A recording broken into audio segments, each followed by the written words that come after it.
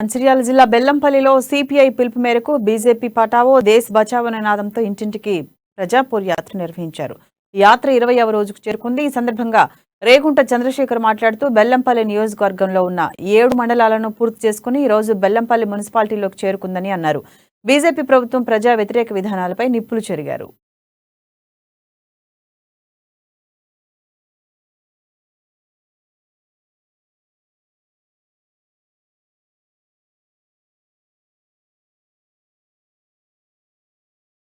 హటావో దేశ్ కి బచావో అనే నినాదంతో సిపిఐ రాష్ట్ర వ్యాప్తంగా ఇంటింటికి సిపిఐ అనే కార్యక్రమాన్ని నిర్వహిస్తుంది.